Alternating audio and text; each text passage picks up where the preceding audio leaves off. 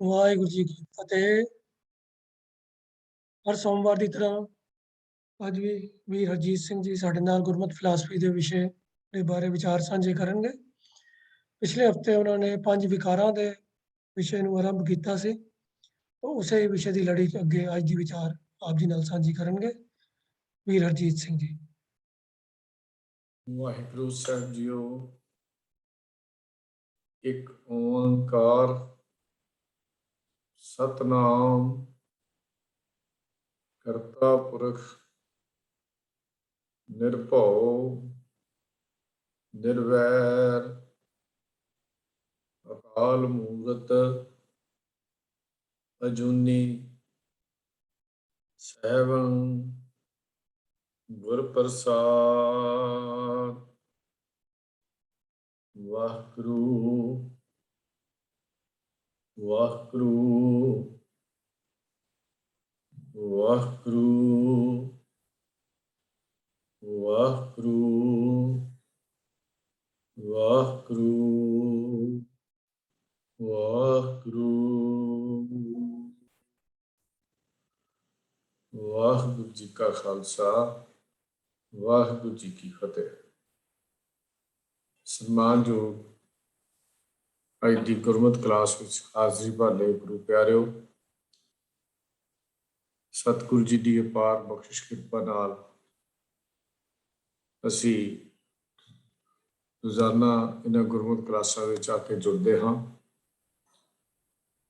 ਸਾਡਾ ਨਿਸ਼ਾਨਾ ਕੁਝ ਸਿੱਖਣਾ, ਕੁਝ ਸਿਖਾਉਣਾ, ਕੁਝ ਵਿਚਾਰਨਾ, ਕੁਝ ਵੰਡਣਾ, ਗੁਰਮਤਿ ਦਾ ਸੁਨੇਹਾ ਸੰਸਾਰ ਤੱਕ ਪਹੁੰਚਾਉਣਾ ਇਹ ਸਾਡਾ ਨਿਸ਼ਾਨਾ ਹੈ। ਪਿਛਲੇ ਹਫ਼ਤੇ ਅਸੀਂ 5 ਵਿਕਾਰਾਂ ਦੀ ਗੱਲ ਸ਼ੁਰੂ ਕੀਤੀ ਸੀ, ਜਿਹਦੇ ਵਿੱਚੋਂ ਕਾਮ ਦੀ ਗੱਲ ਅਸੀਂ ਪਿਛਲੇ ਹਫ਼ਤੇ ਕੰਪਲੀਟ ਕਰ ਚੁੱਕੇ ਹਾਂ। ਸੰਖੇਪ ਵਿੱਚ ਛੋਟੀ ਜਿਹੀ ਗੱਲ ਕਰੀਏ, ਸਪਸ਼ਟ ਸੀ ਕਿ ਕਾਮ ਇੱਕ ਰਸਦਾਇਕ ਜਜ਼ਬਾ ਹੈ ਜਿਸ ਨੂੰ ਕੰਟਰੋਲ ਲਈ, ਕਾਬੂ ਵਿੱਚ ਕਰਨ ਲਈ ਉੱਚੇ ਕਿਰਦਾਰ ਦੀ ਲੋੜ ਪੈਂਦੀ ਹੈ, ਔਰ ਜਿਸ ਉੱਚੇ ਕਿਰਦਾਰ ਦਾ ਜ਼ਿਕਰ ਸਾਹਿਬ ਸ਼੍ਰੀ ਗੁਰੂ ਗ੍ਰੰਥ ਸਾਹਿਬ ਜੀ ਅੰਦਰ ਬਾਰ-ਬਾਰ ਦਿੱਤਾ ਗਿਆ ਹੈ, ਔਰ ਪੰਥ ਪ੍ਰਵਾਨ ਸਿੱਖ ਰਹਿਤ ਮਰਿਆਦਾ ਵਿੱਚ ਵੀ ਇਸੇ ਗੱਲ ਦੀ ਹਦਾਇਤ ਕੀਤੀ ਗਈ ਹੈ। ਇਹ ਗੱਲ ਅਸੀਂ ਆਮ ਮੰਨਦੇ ਹਾਂ। ਸਿਆਣੇ ਲੋਕ ਕਿਹਾ ਕਰਦੇ ਹਨ ਕਿ ਨੀਂਦ, ਭੁੱਖ, ਕਾਮ ਘਟਾਏ ਜਾਂ ਵਧਾਏ ਜਾ ਸਕਦੇ ਹਨ। ਇੱਕ ਚੰਗਾ ਵਿਅਕਤੀ ਜੋ ਗੁਰਮਤਿ ਦੇ ਮਾਰਗ ਤੇ ਚੱਲਣ ਵਾਲਾ ਹੈ, ਉਹ ਇਹਨਾਂ ਨੂੰ ਕਾਬੂ ਵਿੱਚ ਰੱਖਦਾ ਹੈ, ਪਰ ਮਨਮੁਖ ਜਾਂ ਮੂਰਖ ਮਨੁੱਖ ਇਹਨਾਂ ਵਿਕਾਰਾਂ ਦੇ ਅਧੀਨ ਹੋ ਕੇ ਚੱਲਦਾ ਹੈ, ਉਹਨਾਂ ਦੇ ਅਧੀਨ ਹੋ ਕੇ ਆਪਣੀ ਜ਼ਿੰਦਗੀ ਨੂੰ ਜਿਉਂਦਾ ਹੈ। ਇਹ ਰਸਦਾਇਕ ਜਜ਼ਬੇ ਨੂੰ ਕਾਬੂ ਵਿੱਚ ਰੱਖਣਾ ਜੀਵਨ ਲਈ, ਸਿਹਤ ਲਈ, ਆਚਰਣ ਲਈ, ਇਖਲਾਕ ਲਈ ਬਹੁਤ ਜ਼ਰੂਰੀ ਹੈ। ਜੋ ਵਿਸ਼ਈ ਆਦਮੀ ਹੁੰਦਾ ਹੈ, ਉਹਦਾ ਦੇਹ ਰੂਪਤਾ ਵੀ, ਆਚਰਣ ਵੀ, ਸਾਰਾ ਕੁਝ ਗਵਾਚ ਜਾਂਦਾ ਹੈ। ਇਸ ਕਰਕੇ ਇਹਨਾਂ ਜਜ਼ਬਿਆਂ ਦੇ ਉੱਤੇ ਕਾਬੂ ਰੱਖਣਾ ਸਾਡੇ ਗੁਰਮਤਿ ਨੇ ਸਾਨੂੰ ਬਾਰ-ਬਾਰ ਸਿਖਾਇਆ ਹੈ। ਸੰਜਮੀ ਜੀਵਨ ਹੋਣਾ ਜ਼ਰੂਰੀ ਹੈ। ਕਿਸੇ ਵੀ ਜਜ਼ਬੇ ਨੂੰ ਕਾਬੂ ਕਰਨ ਦੇ ਲਈ ਸੰਜਮੀ ਹੋਣਾ ਜ਼ਰੂਰੀ ਹੈ। ਅੱਜ ਅਸੀਂ ਅੱਗੇ ਚੱਲਦੇ ਹਾਂ, ਕ੍ਰੋਧ ਦੀ ਗੱਲ ਕਰਦੇ ਹਾਂ। ਕ੍ਰੋਧ ਗੁਰਬਾਣੀ ਵਿੱਚ ਇਸ ਨੂੰ ਅੱਗ ਨਾਲ ਤੁਲਨਾ ਦਿੱਤੀ ਗਈ ਹੈ। ਬਹੁਤ ਸਾਰੀ ਜਗ੍ਹਾ ਦੇ ਉੱਤੇ ਗੁਰਬਾਣੀ ਵਿੱਚ, ਸ਼੍ਰੀ ਗੁਰੂ ਗ੍ਰੰਥ ਸਾਹਿਬ ਜੀ ਦੀ ਬਾਣੀ ਵਿੱਚ ਕ੍ਰੋਧ ਨੂੰ ਅੱਗ ਨਾਲ ਤਸ਼ਬੀਹ ਦੇ ਕੇ ਬਿਆਨ ਕੀਤਾ ਗਿਆ ਹੈ। ਜਾਂ ਇਹ ਕਹਿ ਸਕਦੇ ਹਾਂ ਕਿ ਇਹ ਅੱਗ ਵਾਂਗੂ ਤੇਜ਼ ਤੇ ਕੌੜਾ ਜਜ਼ਬਾ ਹੈ, ਜੋ ਬਹੁਤ ਛੇਤੀ ਮਨੁੱਖ ਉੱਤੇ ਪ੍ਰਭਾਵ ਪਾਉਂਦਾ ਹੈ ਤੇ ਮਨੁੱਖ ਬਹੁਤ ਛੇਤੀ ਹੀ ਮਨੁੱਖ ਦੇ ਆਤਮਿਕ ਜੀਵਨ ਨੂੰ ਸਾੜ ਦਿੰਦਾ ਹੈ। ਫਿਰ ਦੁਬਾਰਾ ਮੈਂ ਬੇਨਤੀ ਕਰ ਰਿਹਾ, ਕ੍ਰੋਧ ਅੱਗ ਵਾਂਗੂ ਤੇਜ਼ ਤੇ ਕੌੜਾ ਜਜ਼ਬਾ ਹੈ। ਬਹੁਤ ਜਲਦੀ ਹੀ ਇਹ ਜਜ਼ਬਾ ਅੱਗ ਵਾਂਗੂ ਪੈਦਾ ਹੁੰਦਾ ਹੈ ਤੇ ਬਹੁਤ ਜਲਦੀ ਹੀ ਸਾਡੇ ਘਰ ਨੂੰ, ਅੰਦਰਲੇ ਘਰ ਨੂੰ ਸਾੜ ਕੇ ਰਾਖ ਕਰ ਦਿੰਦਾ ਹੈ, ਭਾਵ ਸ਼ੁਭ ਗੁਣਾਂ ਨੂੰ ਸਾੜ ਦਿੰਦਾ ਹੈ। ਇੱਕ ਐਸਾ ਜਜ਼ਬਾ ਹੈ ਜਿਸ ਵਿੱਚ ਆਦਮੀ ਨੂੰ ਆਪਣੀ ਸੁੱਧ ਬੁੱਧ ਸਭ ਭੁੱਲ ਜਾਂਦੀ ਹੈ, ਸੁੱਧ ਬੁੱਧ ਕਾਇਮ ਨਹੀਂ ਰਹਿੰਦੀ। ਕ੍ਰੋਧ ਦਾ ਜਨਮ ਈਰਖਾ ਤੋਂ ਹੁੰਦਾ ਹੈ, ਦੁਵੇਸ਼ ਤੋਂ ਹੁੰਦਾ ਹੈ, ਮੈਂ ਮੇਰੀ ਤੋਂ ਹੁੰਦਾ ਹੈ। ਕ੍ਰੋਧ ਦਾ ਜਨਮ ਜਿਹੜਾ ਹੈ ਉਹ ਈਰਖਾ ਵਿੱਚੋਂ, ਦੁਵੇਸ਼ ਵਿੱਚੋਂ, ਮੈਂ ਮੇਰੀ ਵਿੱਚੋਂ ਹੁੰਦਾ ਹੈ। ਇਸੇ ਵਾਸਤੇ ਹੀ ਇਹਨੂੰ ਅਗਨ ਕ੍ਰੋਧ ਚੰਡਾਲ ਗੁਰਬਾਣੀ ਵਿੱਚ ਕਿਹਾ ਗਿਆ ਹੈ। ਜਿਸ ਤਰ੍ਹਾਂ ਅੱਗ ਸਾਰੀਆਂ ਚੀਜ਼ਾਂ ਨੂੰ ਸਾੜ ਕੇ ਸਵਾਹ ਕਰ ਦਿੰਦੀ ਹੈ, ਭਸਮ ਕਰ ਦਿੰਦੀ ਹੈ, ਇਸੇ ਤਰ੍ਹਾਂ ਕ੍ਰੋਧ ਸਾਰੇ ਹੀ ਸ਼ੁਭ ਗੁਣਾਂ ਨੂੰ ਸਾੜ ਕੇ ਸਵਾਹ ਦੀ ਢੇਰੀ ਬਣਾ ਦਿੰਦਾ ਹੈ। ਚੰਡਾਲ ਇਸ ਨੂੰ ਇਸ ਲਈ ਕਿਹਾ ਗਿਆ ਹੈ ਕਿ ਇਹ ਕਿਸੇ ਉੱਤੇ ਤਰਸ ਨਹੀਂ ਕਰਦਾ, ਨਿਰਦਈ ਹੁੰਦਾ ਹੈ। ਚੰਡਾਲ ਇਸ ਨੂੰ ਇਸ ਵਾਸਤੇ ਕਿਹਾ ਗਿਆ ਹੈ। ਗੁਰੂ ਰਾਮਦਾਸ ਮਹਾਰਾਜ ਸੱਚੇ ਪਾਤਸ਼ਾਹ ਜੀ ਜਦੋਂ ਇਹਦਾ ਜ਼ਿਕਰ ਕਰਦੇ ਹਨ ਤਾਂ ਸਤਿਗੁਰੂ ਕਹਿੰਦੇ, ਉਹਨਾਂ ਪਾਸ ਦੁਆਸ ਨਾ ਪਿਟਿਆ ਜਿਨ ਅੰਤਰ ਕ੍ਰੋਧ ਚੰਡਾਲ। ਤੇ ਜੇ ਸਹਿਸਕ੍ਰਿਤ ਦੀ ਸਲੋਕਾਂ ਦੀ ਅਸੀਂ ਗੱਲ ਕਰਦੇ ਹਾਂ, ਉਸ ਵਿੱਚ ਵੀ ਇਹਦਾ ਜ਼ਿਕਰ ਜਿਹੜਾ ਹੈ ਉਹ ਸਾਨੂੰ ਮਿਲਦਾ ਹੈ ਕਿ ਕਲ ਮੂਲ ਕ੍ਰੋਧੰ ਕਦੰਚ ਕਰਨਾ ਨਾ ਉਪਰਜਤੈ। ਇਹ ਝਗੜੇ ਦੇ ਮੂਲ ਕਾਰਨ ਕ੍ਰੋਧ, ਤੈਨੂੰ ਕਦੀ ਦਇਆ ਨਹੀਂ ਆਈ, ਤੇਰੇ ਚ ਕਦੀ ਦਇਆ ਪੈਦਾ ਨਹੀਂ ਹੋਈ। ਕਿੰਨਾ ਸਵਾਲੀਆ ਫਿਕਰ ਆ ਕੇ ਰੱਖਿਆ। ਤੂੰ ਜੀਵਾਂ ਨੂੰ ਵਿਸ਼ਈ ਬਣਾਉਂਦਾ, ਆਪਣੇ ਵਸ ਵਿੱਚ ਕੀਤਾ ਹੋਇਆ ਹੈ, ਪਰ ਤੇਰੇ ਅੱਗੇ ਉਹ ਬਾਂਦਰ ਵਾਂਗੂ ਨੱਚਦੇ ਹਨ। ਜਿਵੇਂ ਤੂੰ ਨਚਾਉਂਦਾ ਤੇਰੇ ਅੱਗੇ ਨੱਚਦੇ ਹਨ। ਜਿਵੇਂ ਬਾਂਦਰ ਮਦਾਰੀ ਦੀ ਡੁਗਡੁਗੀ ਦੇ ਉੱਤੇ ਨੱਚਦਾ ਹੈ। ਕਿੱਡਾ ਹੁਸ਼ਿਆਰ ਜਾਨਵਰ ਹੈ ਬਾਂਦਰ। ਕਿਸੇ ਦੀ ਚਲਾਕੀ ਦੀ ਤੁਲਨਾ ਕਹੀ ਤੇ ਕਹਿੰਦੇ ਬਾਂਦਰ ਵਰਗਾ ਚਲਾਕ ਹੈ। ਬਾਂਦਰ ਨੂੰ ਬੜਾ ਚਲਾਕ ਮੰਨਿਆ ਗਿਆ।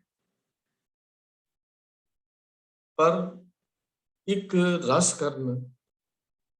ਰਸ ਕਰਕੇ ਉਹ ਬਾਂਦਰ ਨੇ ਕਲੰਦਰ ਦੀ ਗੁਲਾਮੀ ਨੂੰ ਸਵੀਕਾਰ ਕਰ ਲਿਆ। ਦੇਖੋ, ਬਾਂਦਰ ਦੀ ਕਦੇ ਜੀਵਨ ਨੂੰ ਦੇਖੀਏ, ਜੰਗਲਾਂ ਵਿੱਚ ਵੇਚਦਾ, ਦਰਖਤਾਂ ਤੇ ਬੈਠਾ, ਕਦੀ ਇੱਕ ਤੇ ਟਪੂਸੀ ਮਾਰ ਕੇ ਚੜ੍ਹਦਾ, ਕਦੀ ਕਿਸੇ ਦੇ ਮਨ ਮਰਜ਼ੀ ਦਾ ਭੋਜਨ ਕਰਦਾ ਹੈ। ਤੇ ਕਲੰਦਰ ਨੇ ਜ਼ਮੀਨ ਦਾ ਇੱਕ ਟੋਆ ਪੁੱਟਿਆ, ਭੀੜੇ ਮੂੰਹ ਵਾਲੀ ਕੁੱਜੀ ਜ਼ਮੀਨ ਵਿੱਚ ਦੱਬ ਦਿੱਤੀ, ਉਸ ਨੂੰ ਛੋਲਿਆਂ ਦੇ ਨਾਲ ਭਰ ਦਿੱਤਾ। ਬਾਂਦਰ ਅੰਦਰ ਜਜ਼ਬਾ ਹੈ, ਰਸ ਹੈ ਛੋਲਿਆਂ ਦਾ। ਬਾਂਦਰ ਛੋਲਿਆਂ ਨੂੰ ਪਿਆਰ ਕਰਦਾ ਹੈ। ਜਦੋਂ ਹੀ ਕਲੰਦਰ ਦੀ ਉਸ ਕੁੱਜੀ ਨੂੰ ਵੇਖਿਆ ਤੇ ਝਪਟਾ ਮਾਰ ਕੇ ਉਹਦੇ ਵਿੱਚ ਆਪਣਾ ਹੱਥ ਪਾ ਲਿਆ। ਹੱਥ ਖੁੱਲਾ ਸੀ, ਕੁੱਜੀ ਵਿੱਚ ਚਲਾ ਗਿਆ, ਮੁੱਠ ਬੰਦ ਹੋ ਗਈ। ਹੁਣ ਕੁੱਜੀ ਚੋਂ ਬਾਹਰ ਨਹੀਂ ਆਉਂਦੀ। ਗੱਲ ਤਾਂ ਬੜੀ ਸੌਖੀ ਸੀ, ਹੱਥ ਖੋਲ ਲੈਂਦਾ, ਮੁੱਠ ਬਾਹਰ ਆ ਜਾਂਦੀ, ਹੱਥ ਬਾਹਰ ਆ ਜਾਂਦਾ। ਪਰ ਜਜ਼ਬਾ ਇੰਨਾ ਸੀ ਅੰਦਰ, ਉਹ ਲੋਭ ਦਾ, ਉਹਦੀ ਇੱਛਾ ਸ਼ਕਤੀ ਦੇ ਵਿੱਚ ਇਤਨਾ ਘਰ ਕਰ ਚੁੱਕਾ ਸੀ ਵੀ ਇੱਕ ਪਾਸੇ ਇੱਕ ਮੁੱਠ ਛੋਲਿਆਂ ਦੀ ਹੈ ਤੇ ਦੂਜੇ ਪਾਸੇ ਉਮਰ ਭਰ ਦੀ ਕੈਦ ਹੈ। ਬਾਂਦਰ ਇੱਕ ਮੁੱਠ ਛੋਲਿਆਂ ਦੀ ਛੱਡਣ ਨੂੰ ਤਿਆਰ ਨਹੀਂ ਤੇ ਉਮਰ ਭਰ ਦੀ ਕੈਦ ਕਲੰਦਰ ਦੀ ਕਰਦਾ, ਜਿਹੜਾ ਉਹਦੇ ਇਸ਼ਾਰਿਆਂ ਤੇ ਸਾਰੀ ਜ਼ਿੰਦਗੀ ਹੀ ਨੱਚਦਾ ਰਹਿੰਦਾ ਹੈ। ਮਰਕਟ ਮੁਸ਼ਟੀ ਅਨਾਜ ਕੀ ਮਨ ਬੋਰਾ ਰੇ, ਲੀਨੀ ਹਾਥ ਪਸਾਰ, ਛੂਟਣ ਕੋ ਸਹਸਾ ਪਰਿਓ ਮਨ ਬੋਰਾ ਰੇ, ਨਾਚਿਓ ਘਰ ਘਰ ਬਾਹਰ। ਨਕਸ਼ਾ ਖਿੱਚਿਆ ਗੁਰੂ ਪਾਤਸ਼ਾਹ ਜੀ।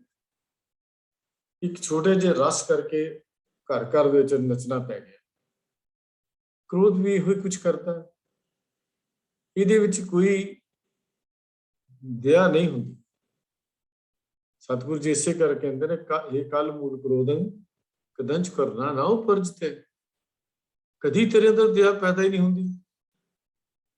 ਤੂੰ ਤਾਂ ਜੀਵਾਂ ਨੂੰ ਆਪਣੇ ਵਸ ਵਿੱਚ ਕੀਤਾ ਹੋਇਆ ਹੈ ਤੇ ਜੀਵ ਤੇਰੇ ਅੱਗੇ ਬਾਂਦਰ ਵਾਂਗੂ ਨੱਚਦੇ ਹਨ। ਜਿਵੇਂ ਬਾਂਦਰ ਮਦਾਰੀ ਦੀ ਕਲੰਦਰ ਦੀ ਡੁਗਡੁਗੀ ਤੇ ਨੱਚਦਾ ਹੈ, ਤੂੰ ਵੀ ਉਹਨਾਂ ਨੂੰ ਨਚਾ ਰਿਹਾ ਹੈ। ਕਹਿੰਦੇ ਨੇ ਗੁਰੂ ਪਾਤਸ਼ਾਹ, ਤੇਰੀ ਸੰਗਤ ਕਰਕੇ ਮਨੁੱਖ ਤਾਂ ਨੀਵੇਂ ਹੋ ਜਾਂਦੇ ਨੇ। ਅਨੇਕ ਸਾਧਨ ਹੁੰਦਿਆਂ ਹੋਇਆ ਵੀ ਉਹਨਾਂ ਨੂੰ ਮੌਤ ਦਾ ਭੈ ਬਣੇ ਰਹਿੰਦਾ। ਤੇ ਕ੍ਰੋਧ ਦਾ ਸੁਭਾਅ ਕੀ ਹੈ? ਕ੍ਰੋਧ ਕਹਿੰਦਾ ਹੈ, ਮੈਂ ਤਾਂ ਅੱਖਾਂ ਵਾਲਿਆਂ ਨੂੰ ਅੰਨਾ ਕਰ ਦਿੰਦਾ। ਕ੍ਰੋਧ ਦਾ ਸੁਭਾਅ ਕੀ ਹੈ? ਕਹਿੰਦਾ ਮੈਂ ਅੱਖਾਂ ਵਾਲਿਆਂ ਨੂੰ ਅੰਨਾ ਕਰ ਦਿੰਦਾ, ਕੰਨਾਂ ਵਾਲਿਆਂ ਨੂੰ ਬੋਲਾ ਕਰ ਦਿੰਦਾ। ਜਿਹੜੇ ਬੜੇ ਧੀਰਜਵਾਨ ਹਨ ਉਹਨਾਂ ਨੂੰ ਅਧੀਰ, ਸਿਆਣਿਆਂ ਨੂੰ ਮੈਂ ਕਮਲਾ ਬਣਾ ਦਿੰਦਾ, ਉਹਨਾਂ ਦੀ ਅਕਲ ਮਾਰ ਦਿੰਦਾ। ਕ੍ਰੋਧ ਦਾ ਜਿਹੜਾ ਸੁਭਾਅ ਹੈ ਉਹ ਇਹ ਹੈ। ਕ੍ਰੋਧ ਅੱਖਾਂ ਵਾਲਿਆਂ ਨੂੰ ਅੰਨਾ, ਅੱਖਾਂ ਹੁੰਦਿਆਂ ਹੋਏ ਮਨੁੱਖ ਦੇਖਦਾ ਨਹੀਂ। ਕੰਨਾਂ ਦੇ ਵਿੱਚ ਸੁਣਨ ਸ਼ਕਤੀ ਹੁੰਦਿਆਂ ਹੋਇਆ ਵੀ ਕਿਸੇ ਦੀ ਗੱਲ ਨਹੀਂ ਸੁਣਦਾ। ਕ੍ਰੋਧੀ ਮਨੁੱਖ ਕੁਝ ਨਹੀਂ ਵੇਖਦਾ, ਨਾ ਹੀ ਕਦੀ ਆਉਣ ਵਾਲੇ ਨਤੀਜੇ ਨੂੰ ਸੋਚਦਾ ਹੈ। ਤੇ ਜਿਹੜੇ ਬੜੇ ਧੀਰਜਵਾਨ ਹਨ ਉਹਨਾਂ ਨੂੰ ਕਾਹਲਾ ਬਣਾ ਦਿੰਦਾ ਹੈ, ਧੀਰ ਬਣਾ ਦਿੰਦਾ ਹੈ। ਜਿਹੜੇ ਬੜੇ ਸਿਆਣੇ ਨੇ ਉਹ ਸਿਆਣਿਆਂ ਹੱਥੋਂ ਹੀ ਕਤਲ ਕਰਵਾ ਦਿੰਦਾ ਹੈ। ਉਹਨਾਂ ਦੀ ਅਕਲ ਨੂੰ ਤਾਲਾ ਮਾਰ ਦਿੰਦਾ ਹੈ, ਉਹਨਾਂ ਦੀ ਅਕਲ ਮਾਰ ਦਿੰਦਾ ਹੈ। ਤਾਂ ਕ੍ਰੋਧ ਦਾ ਸੁਭਾਅ ਹੈ। ਕ੍ਰੋਧ ਵਿੱਚ ਇਨਸਾਨ ਦੀ ਬੁੱਧੀ ਉਹਦਾ ਸਾਥ ਨਹੀਂ ਦਿੰਦੀ। ਜੇ ਬੁੱਧੀ ਸਾਥ ਦਿੰਦੀ ਹੋਵੇ ਤਾਂ ਕ੍ਰੋਧੀ ਆਪਣੇ ਕੀ ਆਉਣ ਵਾਲੇ ਕੰਮ ਦਾ ਰਿਜ਼ਲਟ ਦਾ ਜਾਣ ਸਕਦਾ। ਪਰ ਕ੍ਰੋਧੀ ਮਨੁੱਖ ਆਪਣੇ ਆਉਣ ਵਾਲੇ ਨਤੀਜੇ ਨੂੰ ਨਹੀਂ ਸੋਚਦਾ, ਨਾ ਨਤੀਜਾ ਜਾਣ ਸਕਦਾ ਹੈ, ਕਿਉਂਕਿ ਬੁੱਧੀ ਸਾਥ ਨਹੀਂ ਦਿੰਦੀ। ਤਾਕਤਵਰ ਨੂੰ ਕ੍ਰੋਧ ਘੱਟ ਆਉਂਦਾ ਹੈ ਤੇ ਕਮਜ਼ੋਰ ਨੂੰ ਰੋਗ ਜ਼ਿਆਦਾ ਆਉਂਦਾ ਹੈ। ਕ੍ਰੋਧ ਅਸਲ ਵਿੱਚ ਕਮਜ਼ੋਰੀ ਦੀ ਨਿਸ਼ਾਨੀ ਹੈ। ਇਹ ਕਮਜ਼ੋਰੀ ਦੀ ਨਿਸ਼ਾਨੀ ਹੈ। ਹੁਣ ਕ੍ਰੋਧ ਪੈਦਾ ਹੋਣ ਦੇ ਕਾਰਨ ਕੀ ਹਨ? ਇੱਕ ਕਾਰਨ ਹੈ ਮਨੁੱਖ ਦੀ ਪਸ਼ੂ ਬਿਰਤੀ। ਪਸ਼ੂਆਂ ਦਾ ਸੁਭਾਅ ਕੀ ਹੈ? ਸ਼ੇਰ ਗਾਂ ਨੂੰ ਮਾਰਦਾ, ਬਾਜ ਕਬੂਤਰ ਨੂੰ ਪੈਂਦਾ, ਬਿੱਲੀ ਚੂਹੇ ਨੂੰ ਪੈਂਦੀ ਹੈ। ਆਪਣੇ ਬਚਾਓ ਵਿੱਚ ਇਹ ਆਪਣੇ ਬਚਾਓ ਵਿੱਚ ਨਹੀਂ ਮਾਰਦਾ, ਸਗੋਂ ਪਸ਼ੂ ਬਿਰਤੀ ਹੋਣ ਕਰਕੇ ਮਾਰਦਾ ਹੈ। ਇਹ ਸੋਚ ਪਸ਼ੂ ਬਿਰਤੀ ਵਾਲੀ ਹੈ। ਇੱਕ ਇਨਸਾਨ ਵਿੱਚ ਪਸ਼ੂ ਬਿਰਤੀ ਹੁੰਦੀ ਜਦੋਂ ਉਹਦੀ ਵਿਵੇਕ ਬੁੱਧ ਨੂੰ ਇਸਤੇਮਾਲ ਨਹੀਂ ਕਰਦਾ, ਜਿਹੜੀ ਬੁੱਧੀ ਮਿਲੀ ਹੈ ਉਹਦਾ ਇਸਤੇਮਾਲ ਨਹੀਂ ਕਰਦਾ, ਤਾਂ ਫਿਰ ਉਹਦੇ ਅੰਦਰ ਪਸ਼ੂ ਬਿਰਤੀ ਹਾਵੀ ਹੋ ਜਾਂਦੀ ਹੈ। ਇਸੇ ਕਰਕੇ ਅਸੀਂ ਰੋਜ਼ ਵਿਵੇਕ ਦਾਨ ਦੀ ਦਾਤ ਮੰਗਦੇ ਹਾਂ। ਜਿੱਥੇ ਕੇਸਾਂ ਦੀ ਦਾਤ ਮੰਗਦੇ ਹਾਂ, ਉੱਥੇ ਵਿਵੇਕ ਬੁੱਧ ਦੀ ਦਾਤ ਵੀ ਮੰਗਦੇ ਹਾਂ। ਇਸੇ ਕਰਕੇ ਮੰਗਦੇ ਹਾਂ ਕਿ ਸਾਡੇ ਉੱਤੇ ਵਿਵੇਕ ਬੁੱਧ ਹੋਣ ਕਰਕੇ ਇਹ ਵਿਕਾਰ ਸਾਡੇ ਉੱਤੇ ਹਮਲਾ ਨਾ ਬੋਲ ਸਕਣ।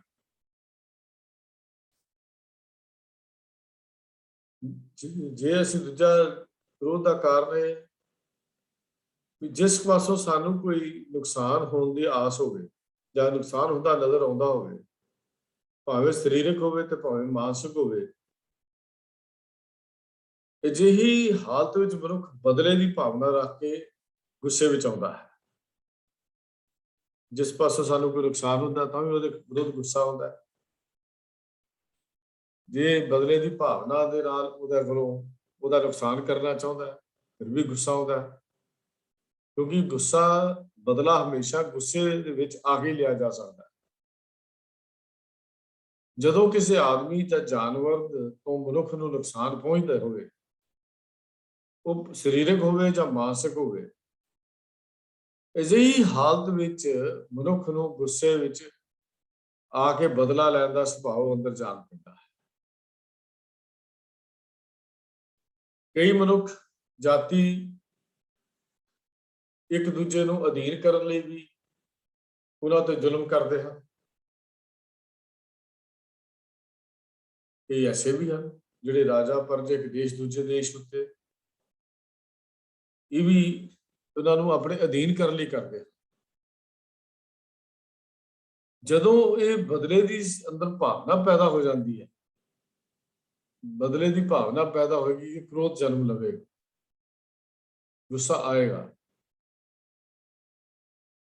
ਕ੍ਰੋਧ ਦਾ ਇੱਕ ਸੂਖਮ ਜਿਹਾ ਰੂਪ ਹੋਰ ਵੀ ਹੈ, ਉਹ ਹੈ ਧਨ ਪਦਾਰਥਾਂ ਦਾ ਮਾਨ ਹੋਣਾ, ਬਹੁਲਤਾ ਹੋਣੀ, ਕਿਸੇ ਦਾ ਧਨ ਪਦਾਰਥ ਵੇਖ ਕੇ ਅੰਦਰੋਂ ਸਾੜਾ ਕਰਨਾ, ਸੜ ਜਾਣਾ, ਈਰਖਾ ਕਰਨੀ, ਖਿਝਣਾ ਜਾਂ ਕੁਰਝਦੇ ਰਹਿਣਾ, ਮਨ ਦੇ ਮਨ ਵਿੱਚ ਕੁਰਝਦੇ ਰਹਿਣਾ। ਇਹ ਜਿਹੜੇ ਔਗਣ ਹਨ, ਇਹਨਾਂ ਹਾਲਤਾਂ ਵਿੱਚ ਇੱਕ ਤਾਂ ਸਰੀਰਕ ਜਿਹੜੀ ਅਰੋਗਤਾ ਹੈ ਉਹ ਦੂਰ ਹੋ ਜਾਂਦੀ ਹੈ ਇਹਨਾਂ ਹਾਲਤਾਂ ਦੇ ਵਿੱਚ। ਦੂਜੀ ਮੇਰੀ ਬੇਨਤੀ ਇਹ ਹੈ, ਕ੍ਰੋਧ ਕਰਨ ਦੇ ਲਈ ਇੱਕ ਸਾਹਮਣੇ ਵਿਅਕਤੀ ਦਾ ਹੋਣਾ ਵੀ ਜ਼ਰੂਰੀ ਹੈ। ਜਦ ਤੱਕ ਦਵੈਖ ਨਾ ਹੋਵੇ, ਦੂਜੇ ਦੇ ਨਾਲ ਵਿਰੋਧ ਦੀ ਬਦਲੇ ਦੀ ਭਾਵਨਾ ਨਾ ਹੋਵੇ, ਕ੍ਰੋਧ ਨਹੀਂ ਹੁੰਦਾ, ਕ੍ਰੋਧ ਹੋ ਨਹੀਂ ਸਕਦਾ। ਜਦ ਕੋਈ ਦੂਸਰਾ ਨੁਕਸਾਨ ਕਰਦਾ ਹੈ ਤਾਂ ਅਸੀਂ ਉਹਨੂੰ ਕਈ ਵਾਰੀ ਤਾੜਨਾ ਵੀ ਕਰਦੇ ਹਾਂ, ਰੋਕਦੇ ਵੀ ਹਾਂ। ਜਦੋਂ ਕੋਈ ਦੂਸਰਾ ਨੁਕਸਾਨ ਕਰਦਾ ਹੈ,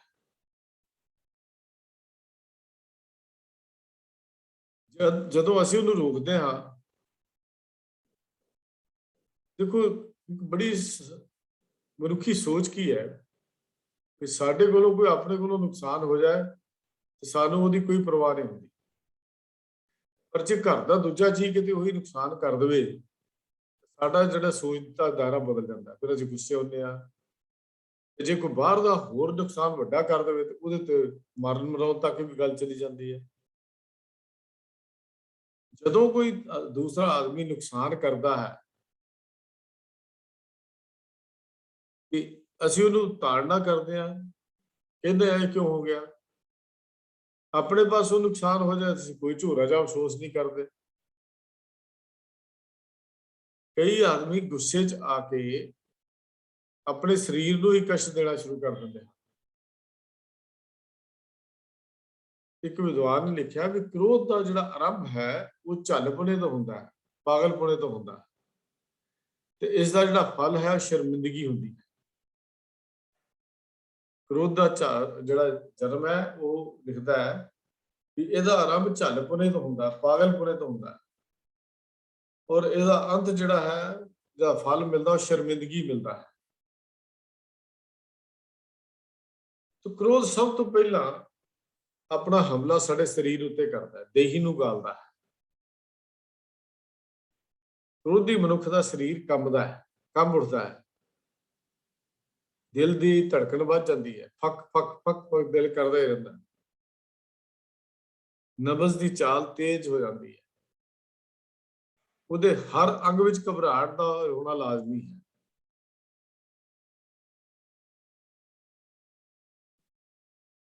ਉਹਦੇ ਹਰ ਅੰਗ ਵਿੱਚ ਘਬਰਾਹਟ ਦਾ ਹੋਣਾ ਲਾਜ਼ਮੀ ਹੈ।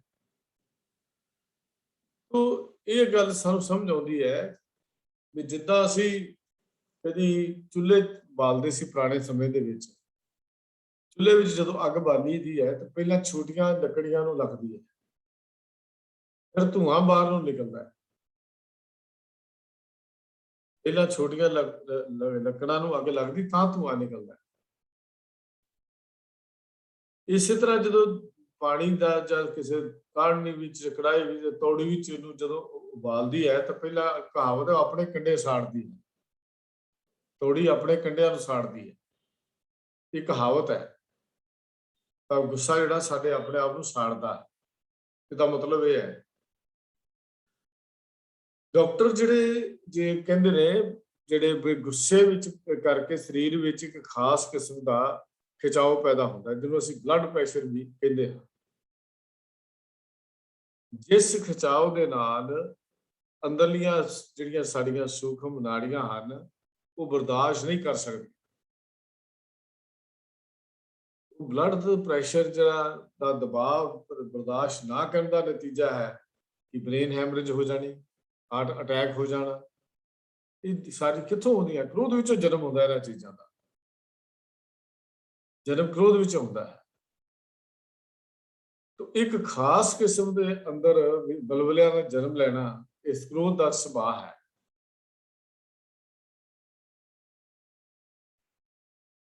ਦੂਜੇ ਪਾਸੇ ਕਹਦੀ ਵੀ ਕ੍ਰੋਧ ਇੱਕ ਇਹੋ ਜਿਹੀ ਚੀਜ਼ ਹੈ ਜਿਹਦੇ ਨਾਲ ਭੁੱਖ ਮਰ ਜਾਂਦਾ ਹੈ, ਬਲੱਡ ਪ੍ਰੈਸ਼ਰ ਵੱਧ ਜਾਂਦਾ ਹੈ, ਸਿਰ ਦਰਦ ਰਹਿਣ ਲੱਗ ਪੈਂਦੀ ਹੈ, ਨੀਂਦ ਆਉਂਦੀ ਕੋਈ ਨਹੀਂ, ਨੀਂਦ ਦਾ ਆਉਟਪੁੱਟ ਜਾਣਾ, ਜਾਂ ਹੋਰਾਂ ਦੇ ਰੋਗ, ਜੇ ਹੋਰ ਤਰ੍ਹਾਂ ਕਈ ਤਰ੍ਹਾਂ ਦੇ ਰੋਗ ਲੱਗ ਜਾਣੇ। ਇਹ ਇਹਦਾ ਸੁਭਾਅ ਹੈ, ਇਹਦਾ ਸੁਭਾਅ ਹੈ। ਤੋ ਜਿਹੜੇ ਦੇਸੀ ਟੋਟਕੇ ਦੱਸਣ ਵਾਲੇ ਨੇ ਜਾਂ ਜਿਹਨੂੰ ਅਸੀਂ ਦੇਸੀ ਵੈਦ ਕਹਿੰਦੇ ਹਾਂ, ਉਹਨਾਂ ਦਾ ਇੱਕ ਵਿਚਾਰ ਹੈ ਕਿ ਗੁਸੈਲ ਦੇ 5 ਤੱਤਾਂ ਵਿੱਚ ਝੱਟ ਹੀ ਕਰੋਪੀ ਆ ਜਾਂਦੀ ਹੈ ਅਤੇ ਵਾਤ ਪਿੱਤ ਆਦਿ ਵੱਧ ਜਾਂਦੇ ਹਨ। ਉਹਨਾਂ ਦਾ ਇਹ ਵਿਚਾਰ ਹੈ। ਇਹ ਜਿਹਦੇ ਨਾਲ ਕਈ ਜ਼ਹਿਰੀਲੇ ਜ਼ਰਮ ਅੰਦਰ ਪੈਦਾ ਹੁੰਦੇ ਹਨ, ਜਿਨ੍ਹਾਂ ਕਾਰਨ ਮੂੰਹ ਵਿੱਚ ਜ਼ਹਿਰ ਜਿਹੀ ਘੁਲੀ ਰਹਿੰਦੀ, ਭਾਵ ਮੂੰਹ ਕੋੜਾ ਕੋੜਾ ਰਹਿਣ ਲੱਗ ਪੈਂਦਾ ਤੇ ਮਨੁੱਖ ਦੇ ਅੰਦਰ ਖੁਸ਼ਕੀ ਵੀ ਤੇ ਗਰਮੀ ਵੀ ਜ਼ਿਆਦਾ ਹੋ ਜਾਂਦੀ ਹੈ। ਗੁੱਸੇ ਵਿੱਚ ਜਾਂ ਵਿਰੋਧ ਦੀ ਹਾਲਤ ਵਿੱਚ ਇਹ ਗੱਲ ਕਹੀ ਜਾਂਦੀ ਹੈ ਕਿ ਜੇ ਕੋਈ ਮਾਂ ਵੀ ਆਪਣੇ ਬੱਚੇ ਨੂੰ ਦੁੱਧ ਪਿਆ ਦੇਵੇ ਤਾਂ ਉਹਨੂੰ ਹਜ਼ਮ ਨਹੀਂ ਹੁੰਦਾ।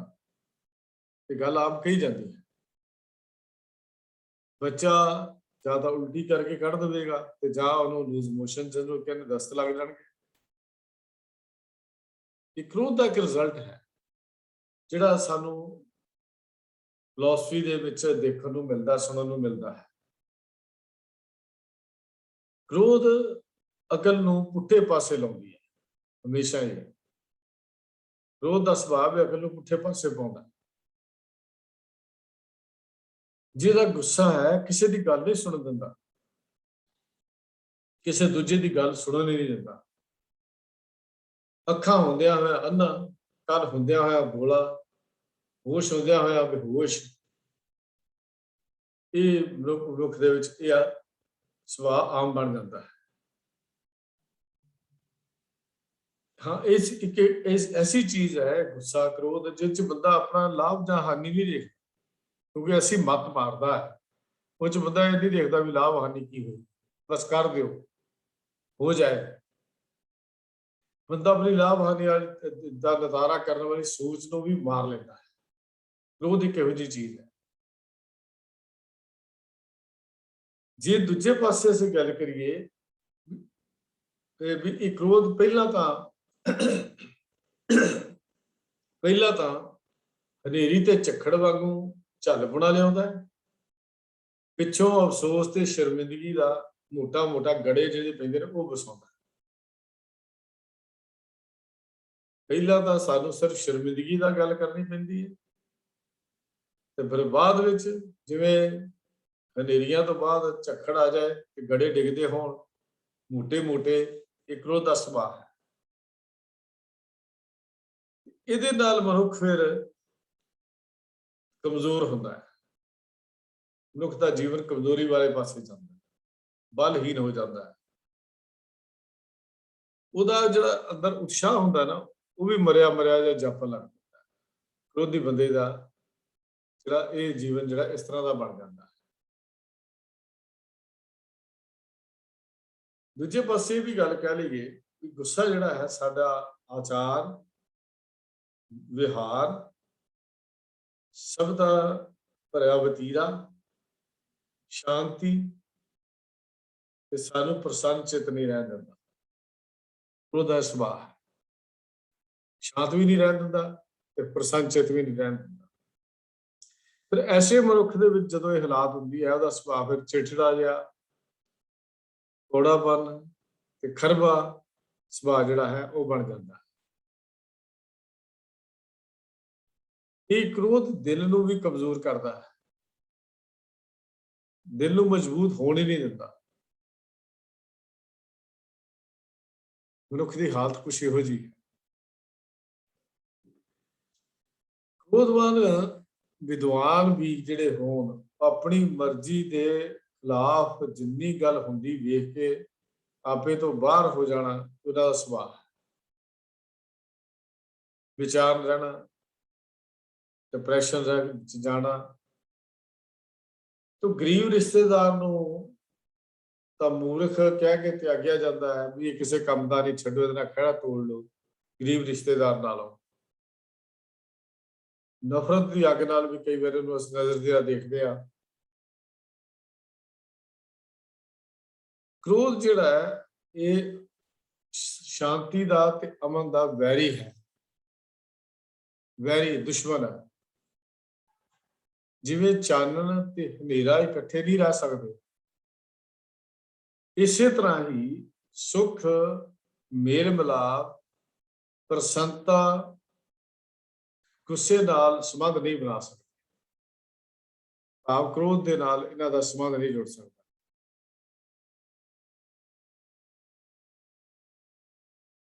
ਕ੍ਰੋਧ ਪਿਆਰ, ਸਤਿਕਾਰ ਅਤੇ ਯੂਨਿਟੀ ਨੂੰ, ਏਕਤਾ ਨੂੰ ਕੱਟਣ ਵਾਲਾ ਦੋ ਧਾਰੀ ਆਰੀ ਵਾਂਗੂ ਦੋਨੇ ਪਾਸੇ ਜਿਹੜੇ ਦੰਦੇ ਹੁੰਦੇ ਹਨ ਕੰਮ ਕਰਦਾ ਹੈ। ਦੋ ਪਾਸੇ ਦੰਦਿਆਂ ਵਾਲਾ ਇਹ ਤਿੱਖਾ ਹੈ ਤੇ ਸਾਰੇ ਜੋ ਦੋ ਪਾਸੇ ਦੰਦੇ ਹੁੰਦੇ ਹਨ,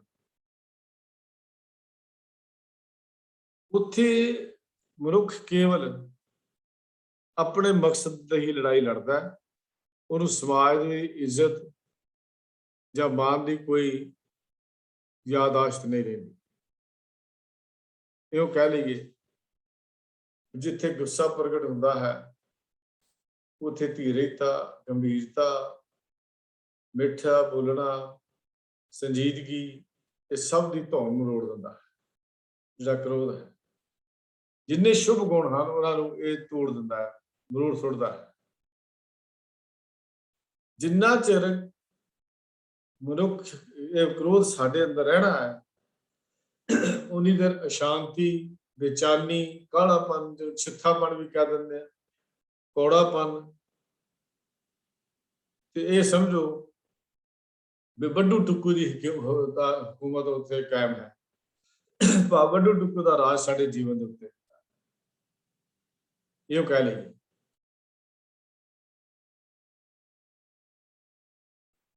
ਜਿੱਥੋਂ ਤੱਕ ਕ੍ਰੋਧ ਦਾ ਸਵਾਲ ਹੈ, ਇਹ ਤਾਂ ਮਨੁੱਖ ਨੂੰ, ਜਿਹੜੇ ਸਿਆਣੇ ਹਨ ਉਹਨਾਂ ਨੂੰ ਵੀ ਕਮਲੇ ਕਰ, ਉਹਨਾਂ ਦੀ ਬੁੱਧੀ ਨੂੰ ਭ੍ਰਿਸ਼ਟ ਕਰ ਦਿੰਦਾ ਹੈ, ਬੁੱਧੀ ਨੂੰ ਭ੍ਰਿਸ਼ਟ ਕਰ ਦਿੰਦਾ ਹੈ। ਬੜਾ ਸ਼ੈਤਾਨ ਹੈ। ਸੱਜਣਤਾਈ ਤੇ ਵਿਰੋਧਤਾਈ ਵਿੱਚ ਇੰਨਾ ਸਥਾਨ ਹੈ ਕਿ ਸੱਜਣਤਾਈ ਨੂੰ ਵਿਰੋਧਤਾਈ ਵਿੱਚ ਬਦਲਦਿਆਂ ਖਿੰਨ ਨਹੀਂ ਲਾਉਂਦਾ। ਹੁਣੇ ਮਿੱਤਰ ਸੀ, ਹੁਣੇ ਉਹਦੇ ਉੱਤੇ ਕਿਰਪਾਨ ਚੁੱਕ ਲਈ।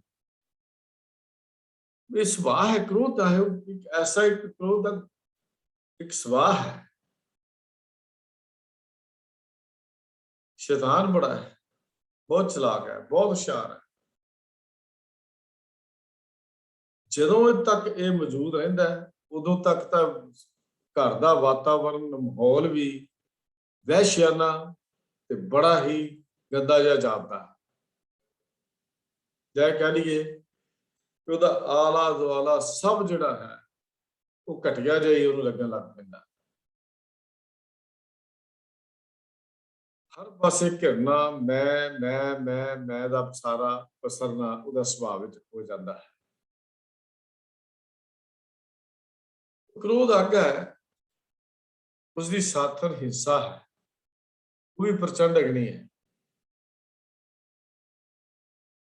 ਭਵਿੱਖਤ ਪੁਰਾਣ ਦੇ ਵਿੱਚ ਇੱਕ ਗੱਲ ਲਿਖੀ ਹੋਈ ਹੈ ਵੀ ਕ੍ਰੋਧ ਦੀ ਸ਼ਾਦੀ ਹਿੰਸਾ ਨਾਲ ਹੋਈ ਹੈ। ਸ਼੍ਰੀ ਗੁਰੂ ਗ੍ਰੰਥ ਸਾਹਿਬ ਦੇ ਵਿੱਚ ਮਾਸ ਦੀ ਵਾਰ ਵਿੱਚ ਗੁਰੂ ਨਾਨਕ ਸਾਹਿਬ ਫਰਮਾਉਂਦੇ ਨੇ हंस हेत लोभ कोप चारे नदियां अग पवे दजे नानका तरिया करमी लग। तो इत्थे हंस का अर्थ हत्या करनी है। तो वो ये गल कर लईए भी हिंसा जिहड़ी है किन्ने प्रकार की हुंदी है। हिंसा 3 प्रकार की हुंदी है जिहड़ी क्रोध विचों जन्म लैंदी है। एक है वैर भाव रखण करके, दूजा है वचन करके, एक मन करके, एक वचन करके। वचन करके की है? गालां देनियां, माड़े बोल बोलने, सख्त गल्लां करनियां, ये वचन करके है। एक कर्मा करके है, साडे कर्मा करके सरीरक दुख देने, सट्टां ला लेनियां, जानों मार देना, ये साडे कर्म करके ये सामने आउंदा है। दूजे लफ्जां च कह दईए भी क्रोध की राणी जिहड़ी है हिंसा है। क्रोध की राणी हिंसा है। उसका हर पल एक पल भी विछोड़ा सह नहीं सकता, क्रोध सह नहीं सकता, एक पल का विछोड़ा भी नहीं सह सकता। जिथे क्रोध है उथे वो राणी आके हाजिर हो जाती, क्रोध की राणी उथे आके हाजिर हो जाती है। एक छोटी जी हैंड रिटन एक पुस्तक सी, कुछ एक विद्वान ने लिखा है भी यश ਅਤੇ ਕੀਰਤੀ ਦੀ ਪ੍ਰਸਿੱਧੀ ਵਾਲੇ ਸ੍ਰੇਸ਼ਟਚਾਰੀ ਪ੍ਰਤਾਪੀ ਪੂਜੇ ਪੁਰਖ ਉੱਤੇ ਵੀ ਟੁੱਟ ਕੇ ਪੈ ਜਾਣ ਤਾਂ ਉਸਦਾ ਵੀ ਹਰ ਇੱਕ ਅੰਗ ਤਪ ਤਪ ਲੋਹਾ ਲਾਖਾ ਹੋ ਜਾਏਗਾ। ਉਹਨੇ ਗੱਲ ਲਿਖੀ ਹੈ ਵੀ ਜੇ ਅੰਤਰਰਾਸ਼ਟਰੀ ਪ੍ਰਸਿੱਧੀ ਵਾਲੇ ਸ੍ਰੇਸ਼ਟਚਾਰੀ ਪ੍ਰਤਾਪੀ ਪੂਜੇ ਪ੍ਰਮੁਖ ਉੱਤੇ ਟੁੱਟ ਕੇ ਪੈ ਜਾਣ ਤਾਂ ਉਸਦਾ ਵੀ ਹਰ ਅੰਗ ਅੱਗੋਂ ਤਪ ਤਪ ਲੋਹਾ ਲਾਖਾ ਹੋ ਜਾਂਦਾ ਹੈ। ਤੁਸੀਂ ਦੇਖੋ ਆਪਸੀ ਲੜਾਈਆਂ ਇਹ ਕਿੱਥੋਂ ਪੈਦਾ ਹੋਈਆਂ? ਕ੍ਰੋਧ ਵਿੱਚੋਂ। ਦੇਸ਼ ਦੇਸ਼ਾਂ ਦੇ ਗੁਲਾਮ ਕਿਹਦੇ ਹੋਏ? ਕ੍ਰੋਧ ਵਿੱਚੋਂ। ਕਿੰਨੀਆਂ ਲੜਾਈਆਂ ਇਸ ਕ੍ਰੋਧ ਦੇ ਪਿੱਛੇ ਹੋਈਆਂ, ਕਦੀ ਅੰਦਾਜ਼ਾ ਲਾ ਕੇ ਦੇਖੋ। ਸਾਡੇ ਪੰਜਾਬ ਦੇ ਪਿੰਡਾਂ ਵਿੱਚ ਤਾਂ ਬਹੁਤੇ ਝਗੜਿਆਂ ਤੇ ਲੜਾਈਆਂ ਦਾ ਇਹ ਇੱਕ ਮੌਕਾ ਸਮਝਿਆ ਜਾਂਦਾ ਸੀ। ਆਮ ਪਿੰਡਾਂ ਦੇ ਵਿੱਚ ਤਾਂ ਇਹ ਸੁਭਾਅ ਸਾਡਾ ਬਣਿਆ ਹੋਇਆ ਸੀ। ਉੱਥੇ ਤਾਂ ਇਹਨੂੰ ਇਹ ਗੱਲ ਜਿਹੜਾ ਹੈ ਉਹ ਸਮਝਿਆ ਜਾਂਦਾ ਸੀ ਵੀ ਇਹ ਲੜਾਈ ਹੁਣ ਹੋਏਗੀ ਹੋਏਗੀ। ਜੋ ਅੱਜ ਕੱਲ ਅਸੀਂ ਦੇਖਦੇ ਹਾਂ ਸੁਸਾਈਡਸ ਹੋ ਰਹੇ ਹਨ ਜਾਂ ਗੈਂਗਸ ਜਿਹੜੇ ਚੱਲੇ ਹੋਏ ਜੋ ਕੰਮ ਕਰਦੇ ਹਨ, ਜੋ ਕੁਝ ਹੋ ਰਿਹਾ ਹੈ ਉਹਨਾਂ ਦਾ ਸਾਰਾ ਕੁਝ ਰਿਜ਼ਲਟ ਇਹੋ ਹੀ ਹੈ। ਤੁਸੀਂ ਦੇਖੋ ਨੌਜਵਾਨ ਮੁੰਡੇ ਕੁੜੀਆਂ ਹਲੇ ਨਵੀਂ ਸ਼ਾਦੀ ਵਿਆਹ ਹੋਇਆ ਹੁੰਦਾ ਹੈ ਔਰ ਗੁੱਸੇ ਵਿੱਚ ਆ ਕੇ ਥੋੜਾ ਜਿਹਾ ਕਿਸੇ ਨੇ ਕਿਹਾ ਫਿਰ ਨਹਿਰ 'ਚ ਛਾਲ ਮਾਰ ਦਿੱਤੀ। ਰੋਜ਼ ਖਬਰਾਂ ਨਾਲ ਭਰਿਆ ਹੋਇਆ, ਕੋਈ ਖੂਹਾਂ ਵਿੱਚ ਜਾ ਕੇ ਡਿੱਗ ਪਿਆ, ਕੋਈ ਟ੍ਰੇਨ ਥੱਲੇ ਆ ਗਿਆ।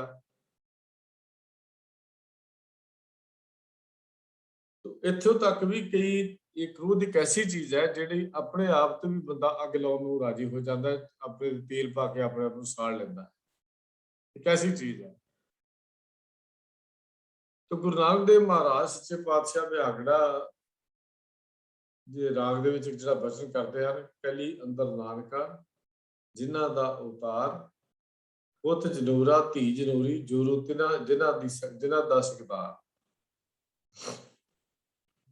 ये गुरु नानक देव पातशाह जी का बिहागड़ा राग विच बचन आउंदा है। फिर देखो समाज विच आपां गल करिए तां गुसैल व्यक्ति नूं कोई बंदा भी पसंद नहीं करता, उतों जो मर्जी करी चले, उतों जो मर्जी कह लीए, उसका कह लीए मित्र भी कोई बिरला भागा वाला ही बनता है, जिहड़ा उहदे वर्गा होवे ही मित्र होवे ना। ते ऐसे व्यक्ति जिहड़े हन समाज दे देख के हर वेले विरोध की अग विच सड़दे रहंदे, हर वेले। घर वाले भी डरदे डुरदे दा सत्कार करदे होणगे इस तो इलावा होर कुछ नहीं, क्योंकि उन्होंने भी पता है भी ਇਹਦੇ अंदर की भावना की है। सब तो वड्डा रोल घमंड दा है कि मैं बहुत कुछ जानता हाँ, बड़ा कुछ आउंदा है, घमंडी बोल बोलने, घमंडी गल्लां करनियां, हंकार दा भरियां गल्लां करनियां। तो ये एक ऐसा मनुख दा सुभाव बनता है भी एक दूजे लफ्जां च कह रही भी हर समय मनुख इहनूं अपने मोढिਆਂ ते चुक के तुरिया फिरदा, हर वेले तुरिया रहिंदा। तो एक अगे बड़ा प्यारा बचन आउंदा, आपां ओंकार बाणी दी विचार कीती सी, ਉਹਦੇ ਚ बड़ा प्यारा बचन आया सी, टूट प्रीत गई बुर बोल, टूट प्रीत गई बुर बोल, ਭੈੜੇ बोल बोले, ਜ਼ਬਾਨ ने कौड़ा बोलिया ਤੇ ਰੱਬੀ ਪ੍ਰੀਤ ਟੁੱਟ ਗਈ। ਜਿਹੜਾ ਗੁੱਸੇਖੋਰ ਹੈ ਨਾ, ਉਹਦੀ ਗੱਲਬਾਤ ਵੀ ਬੜੀ ਕੁਰਖਤ ਹੁੰਦੀ ਹੈ, ਬਹੁਤ ਕੁਰਖਤ ਹੁੰਦੀ ਹੈ।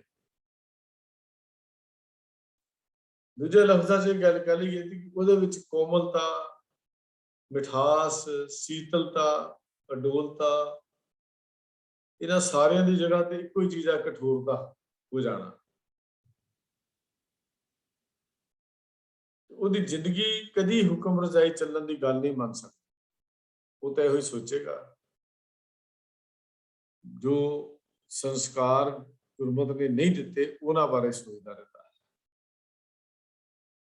ਕੁਦਰਤ ਦਾ, ਕਰਤਾਰ ਦੇ ਘਰ ਦਾ ਇੱਕ ਅਟਲ ਨਿਯਮ ਵੀ ਹੈ ਕਿ ਜੋ ਕੁਝ ਉਸ ਕਿਸੇ ਕੋਲ ਹੈ ਉਸ ਤੋਂ ਵੱਧ ਉਹ ਕਿਸੇ ਹੋਰ ਨੂੰ ਕੁਝ ਨਹੀਂ ਦੇ ਸਕਦਾ।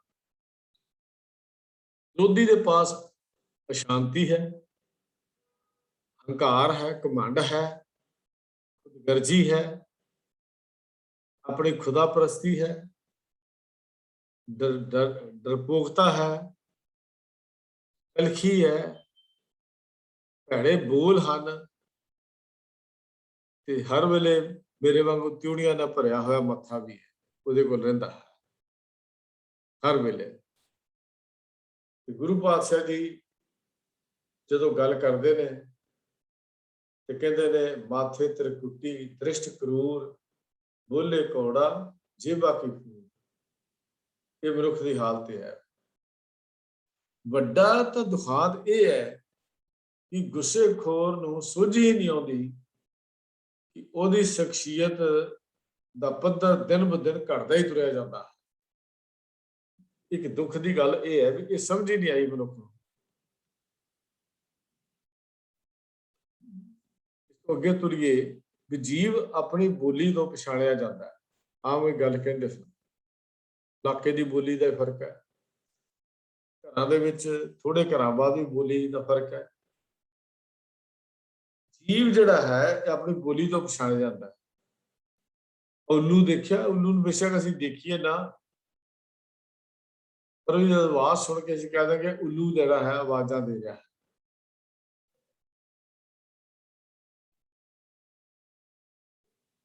ਤੇ ਜਿਹੜਾ ਕਰੋਧੀ ਬੰਦਾ ਹੈ ਸਮਾਜ ਵਿੱਚੋਂ ਕਦੀ ਕੋਈ ਉਹਦੇ ਨਾਲ ਤੁਰਨ ਨੂੰ ਤਿਆਰ ਨਹੀਂ ਹੁੰਦਾ ਤੇ ਨਾ ਹੀ ਕੋਈ ਇਹ ਕਹੇਗਾ ਵੀ ਤੂੰ ਬੜੇ ਵਧੀਆ ਮੂੰਹ ਦੇ ਵਿੱਚੋਂ ਫੁੱਲ ਕੇਰੇ ਹਨ, ਕਦੀ ਨਹੀਂ।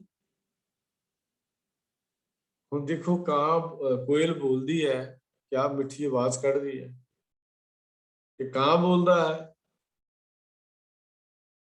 ਤੇ ਉਹਦੀ ਆਵਾਜ਼ ਖਰਬੀ ਹੈ। ਬਿਲਕੁਲ ਰੰਗ ਦੋਨਾਂ ਦਾ ਇੱਕੋ ਹੀ ਹੈ, ਕੋਇਲ ਦਾ ਵੀ ਤੇ ਕਾਂ ਦਾ ਵੀ ਰੰਗ ਇੱਕੋ ਹੀ ਹੈ।